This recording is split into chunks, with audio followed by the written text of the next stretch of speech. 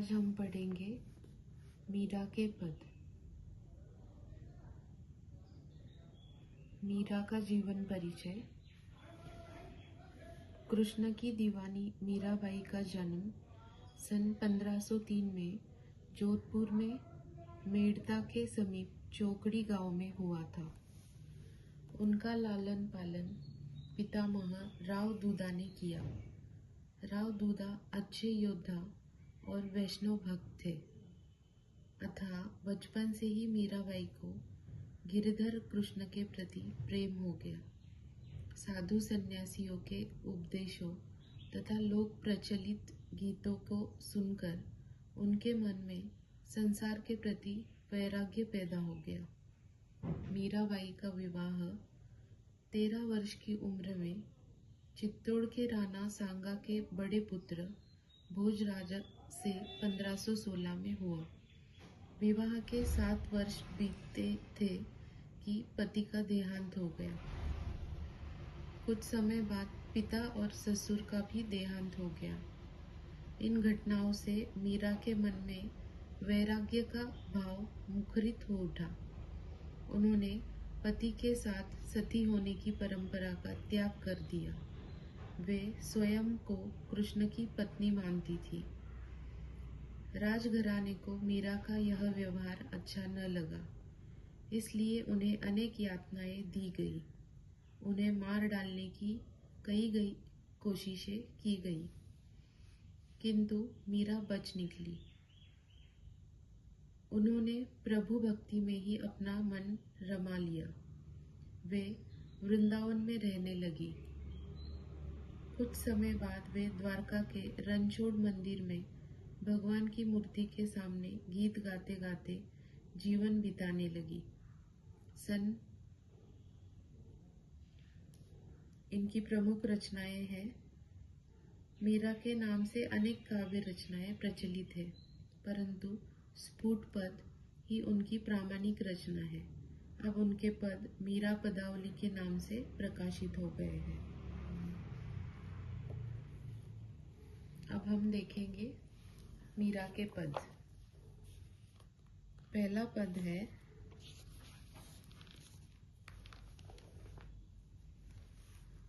हरि आप हरो जनरी भीर, द्रौपदी री लाज राखी आप बढ़ायो चीर। भगत कारण रूप नरहरि, धरयो आप शरीर। बुढ़तो गजराज राख्यो, काठी कुंजर पीर। दासी मीरा लाल गिरधर, हरो मारी भीर। यहाँ पर हम पहले अर्थ जानेंगे। हरि मतलब कृष्ण, हरो मतलब दूर करना, जन यानी सेवक, यहाँ पर मीरा ही सेवक है। भीर पीड़ा। द्रौपदी ही लाज राखी, दुशासन द्वारा द्रौपदी के वस्त्र खींचने पर कृष्ण ने उसे वस्त्र प्रदान किए थे। बढ़ायो मतलब बढ़ाना, चीर वस्त्र। भगत भक्त। रूप नरहरि नरसिंह के रूप में। हिरण्यकश्यप का संहार करने के लिए कृष्ण ने आधा नर और आधे सिंह का रूप धारण किया था। धरियो मतलब धारण करना। बुढ़तो डूबता हुआ। गजराज हाथी। राख्यो रक्षा की। काटी कुंजर पीर हाथी को पीड़ा से मुक्त किया। लाल गिरधर कृष्ण। मारी हमारी। यहाँ पर मीराबाई अपने कृष्ण से कहती है, हे भगवान, आप ही अपनी इस दासी की पीड़ा हरे। आपने ही अपमानित द्रौपदी की लाज बचाई थी। जब दुशासन ने उसे निर्वस्त्र करने का प्रयास किया था, तो आपने ही उसे वस्त्र प्रदान किए थे। आप भक्तों पर कृपा करने वाले हैं। अपने प्रिय भक्त प्रहलाद को बचाने के लिए आपने नरसिंह रूप धारण किया था। आपने ही डूबते हुए हाथी की रक्षा की थी। उसे मगरमच्छ के मुंह से बचाया था। इस प्रकार आपने उस हाथी की पीड़ा दूर की थी। दासी मीरा कहती है, हे गिरधर लाल, आप मेरी पीड़ा भी हरो, मेरा भी दुख आप कम कर दो, मुझे भी भव बंधनों से छुटकारा दे दो। दूसरा पद है, श्याम माने चाकर राखो जी, गिरधारी लाला माने चाकर राखो जी।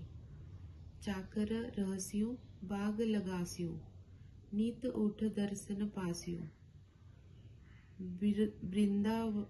वृंदावनरी कुंज गली में गोविंद लीला गास्यो।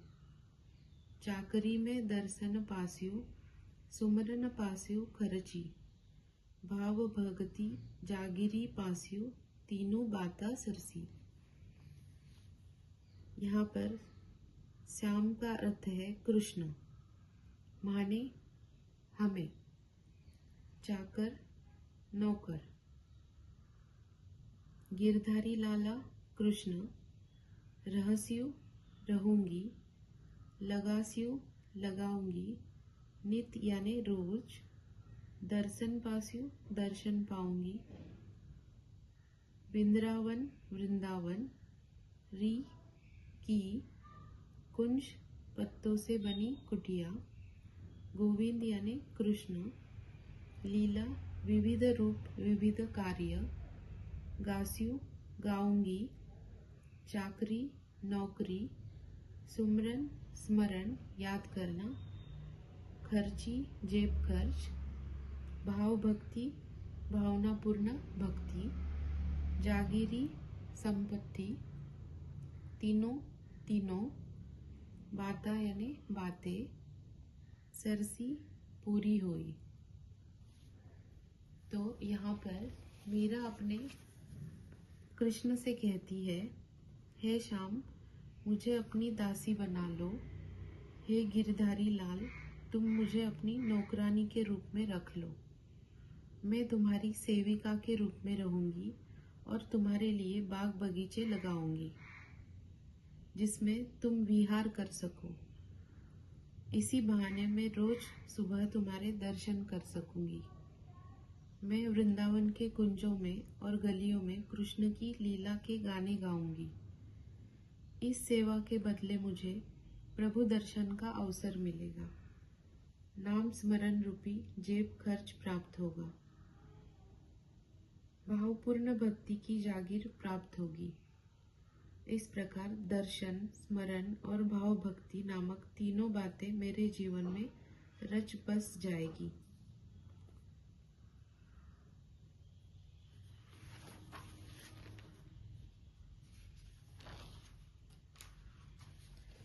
तीसरा पद है, मोर मुगट पीतांबर सोहे, गल वैजंती माला। बिंद्रावन में धेनु चरावे, मोहन मुरली वाला। ऊंचा ऊंचा महल बनाओ, बीच बीच राखो बारी। सांवरिया रा दर्शन पास्यो, पहर कुसुम्बी साड़ी। आधी रात प्रभु दर्शन, दीजो जमुना रे तीरा। मीरा रा प्रभु गिरधर नागर, हिवड़ो घनो अंधेरा अधीरा। मोर मुकुट, इसका अर्थ है मोर पंखों से बना हुआ मुकुट। पीतांबर यानी पीले वस्त्र।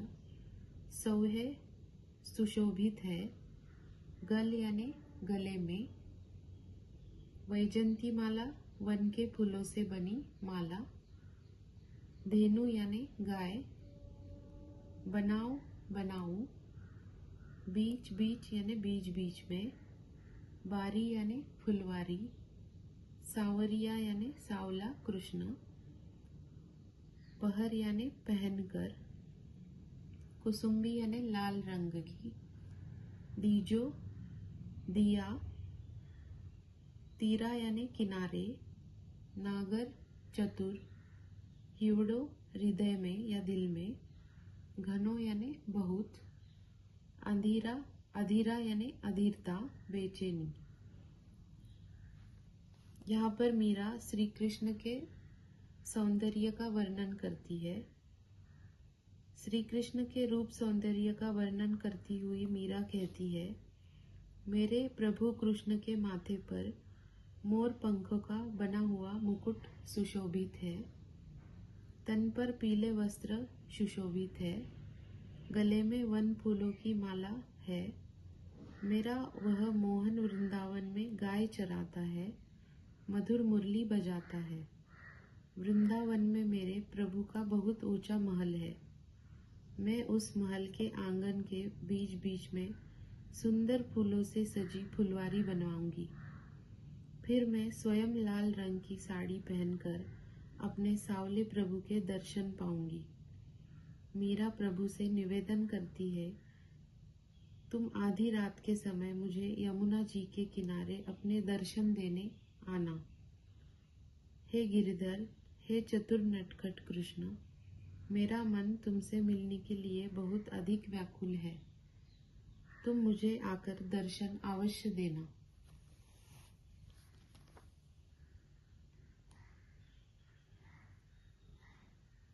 मुझे आशा है आपको मीरा के पद समझ में आए होंगे। धन्यवाद।